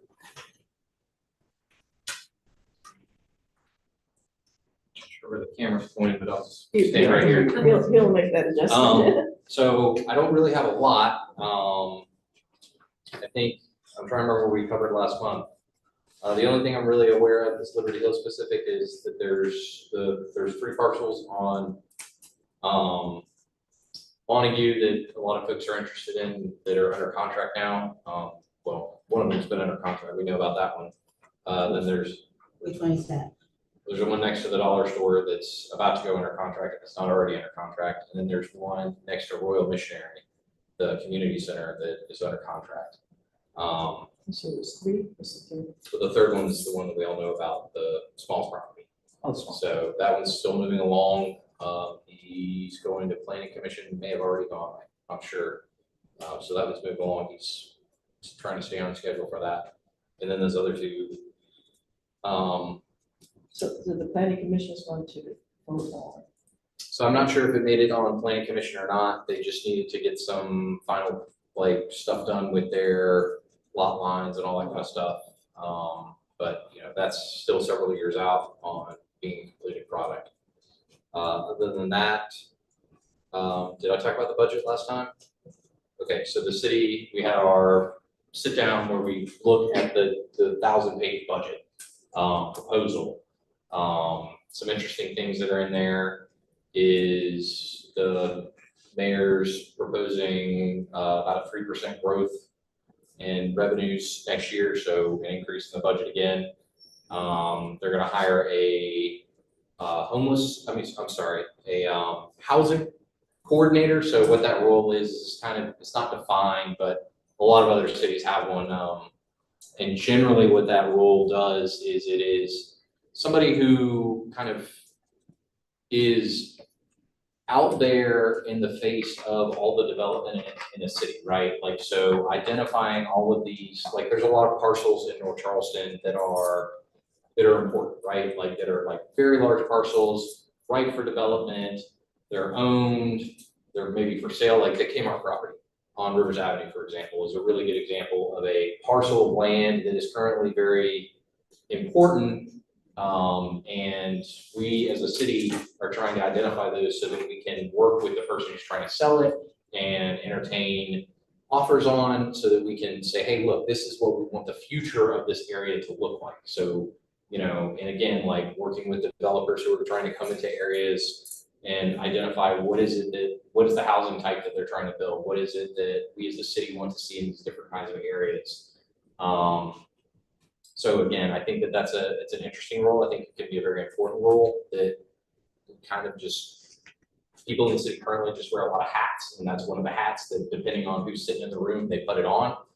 So having a dedicated person, that's their full-time job, I think there's a lot of good that can come from that.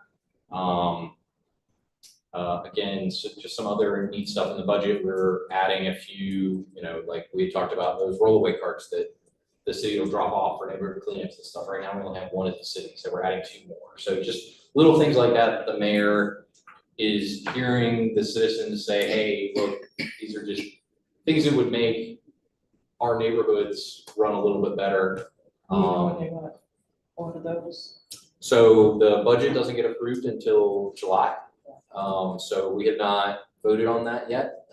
We haven't even had our first reading on it. It'll be probably next month that we, again, it has to be, June 30th is the last day of our budget. We operate on a July 1st to June 30th year, not a calendar year. So it'll start July 1st. So that will be when those types of things can start to happen if we approve the budget. Now it's still got to go through review again, after we had our budget committee. So there's some changes that may come. We're still looking, we just had like a very quick review tonight of our current state of the city, and we're projecting a little low on some of our revenues. So we may want to make some adjustments. I'm not sure. Again, that's between the mayor runs the city, the mayor runs the budget. So it would be at his discretion, and then committee, obviously council, we can make recommendations and choose to put the budget up or down, right? So you know, overall,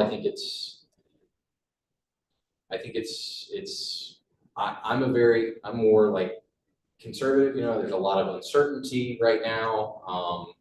But I did have our finance person poll, what happened to our city's revenues in 2020 when COVID hit? And the answer was that we just went flat. We didn't grow, we just went flat. So if we were to have some sort of economic event in the face of economic uncertainty, we would not be in a situation like South Charleston, where they're so tourism based that in COVID they had tremendous revenue drop. So they had to go get a loan from the federal government and make some serious cuts. So the city, I think we're in a pretty good position, and we have a lot in savings. So, you know, I think it's smart in a certain way to be aggressive and believe in your city, right? So, you know, I think we'll be in good shape.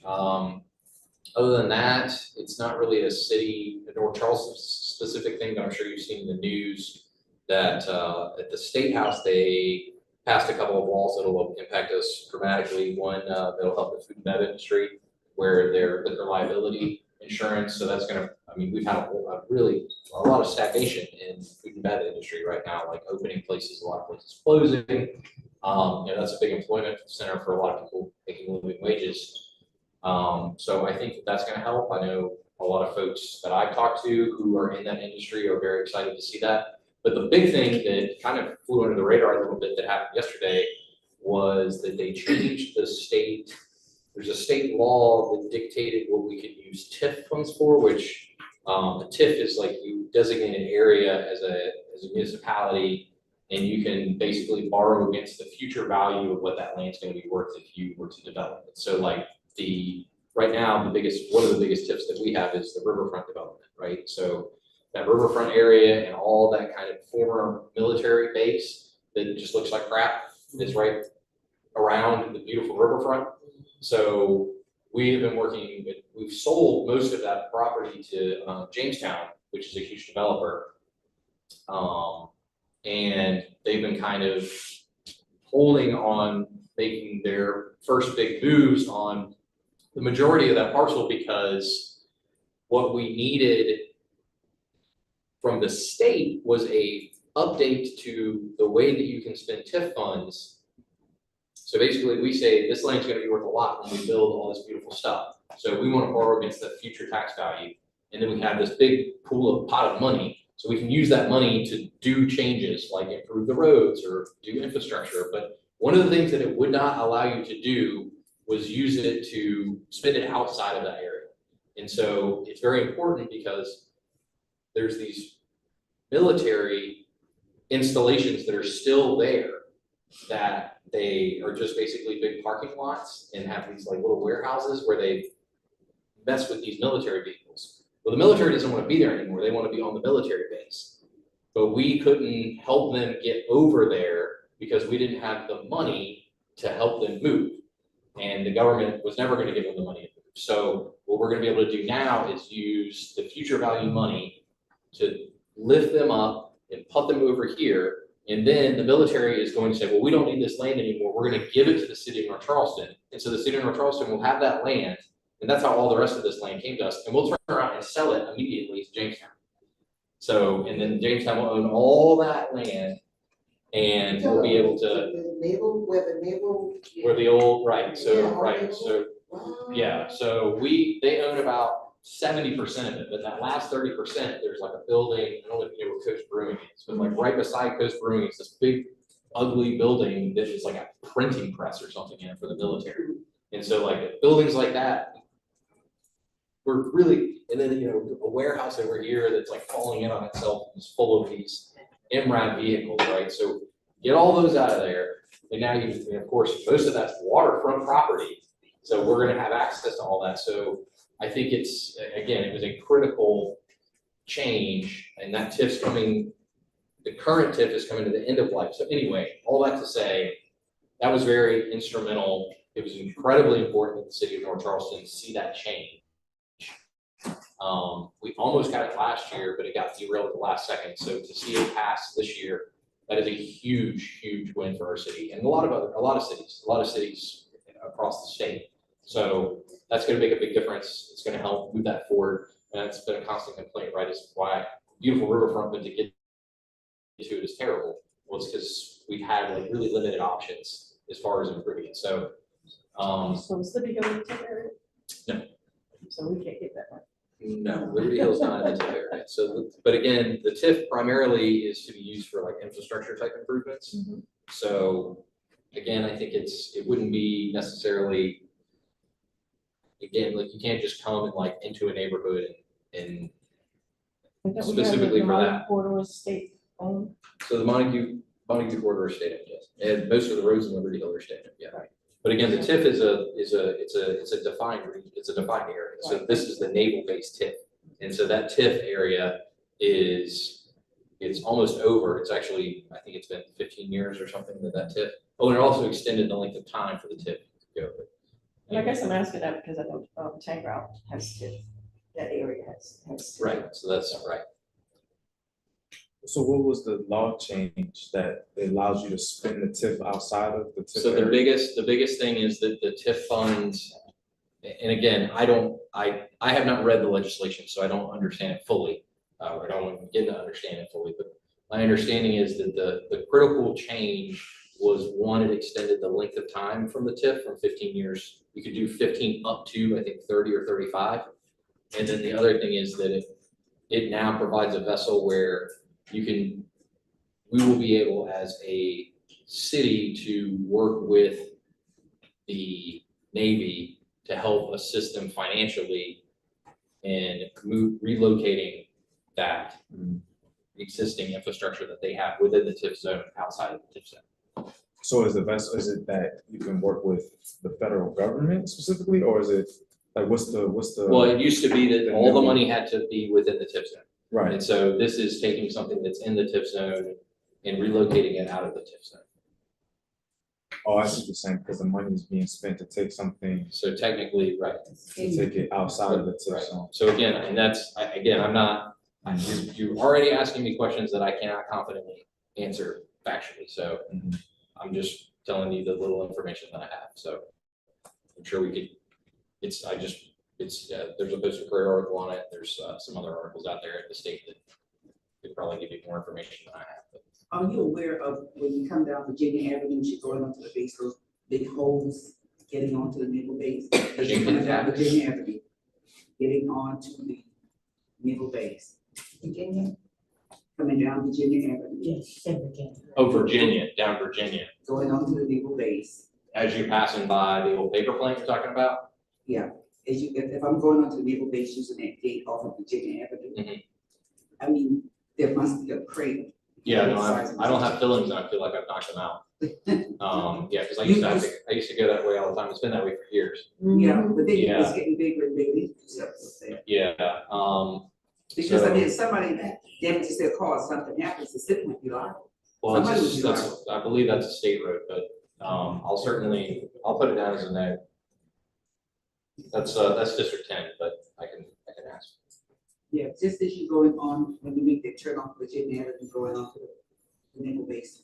All right, Yeah, I know exactly what you're talking about. By the water tower. Yeah, I know exactly what you're talking about.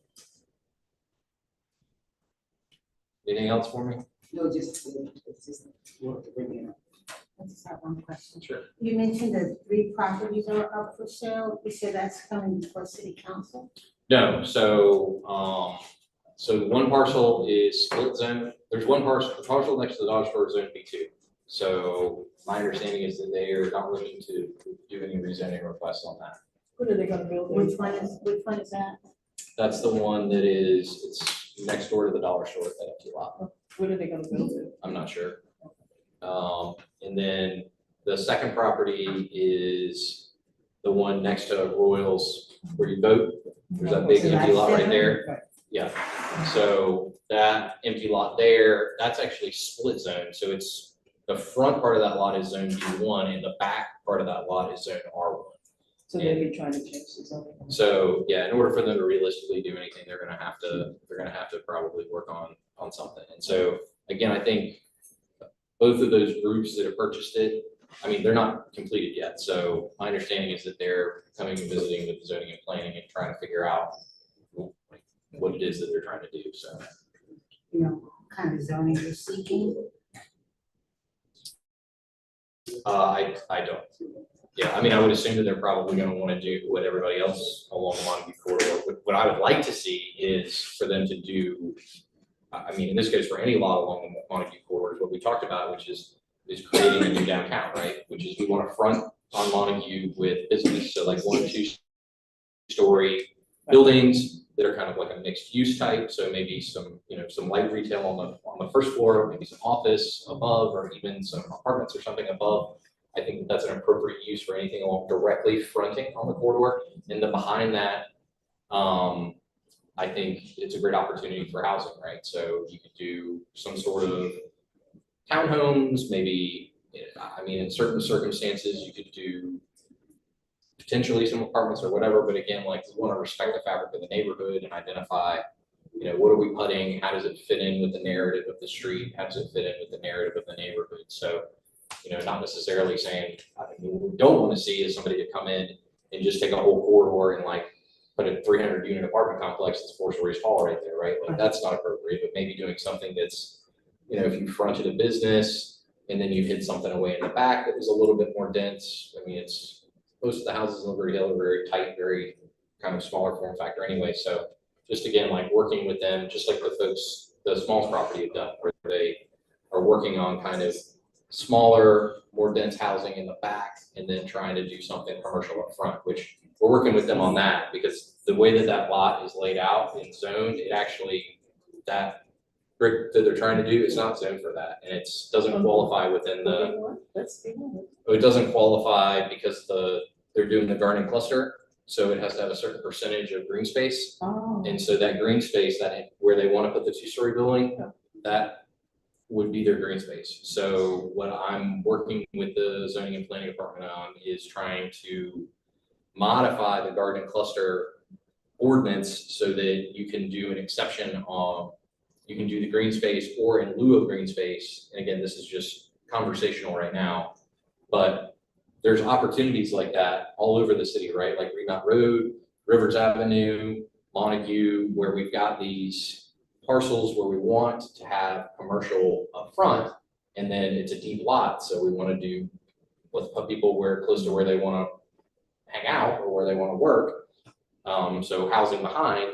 So what I would like to see and what I've been pushing for is that we modify that garden cluster so that if it's on a commerce corridor, like a Montague or a Rivers or a, Remount, that in lieu of the green space, you can front it commercial. So I think that would solve their problem, and it would also, because there's a couple trailer parks on Remount that people are trying to do the same thing, where they want to pull the old trailer park out, they want to do garden cluster housing behind it, and then it'd be, and hey, nobody's gonna complain about a nice little, two-story building that's hiding all the vehicle noise from your little housing development back there. So I think that it's a smart play.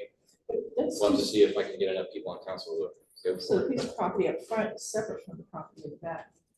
So that's two separate owners. So that, Well, they're combining all of that into one. oh, they are gonna combine. Okay. Yeah, so the way that they're gonna have to do it is, in order for them to meet their green space requirement, they're gonna have to identify that as the green space. Yeah.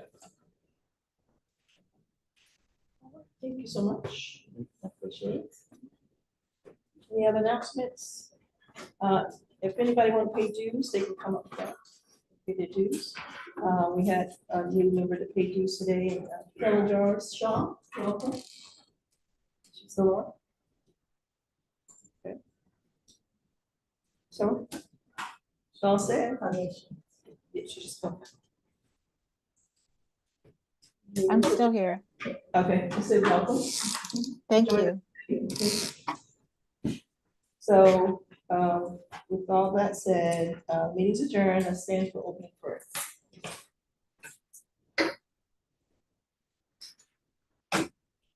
Closing first. Father God, we love you, thank you, God, once again, for your grace and for your mercy. And we thank you for a productive meeting, and we thank you for those who were able to come out and participate. And Lord, see each and every one and bring them home safely. We love you, we praise you, and we honor you. In Jesus' name I pray, amen.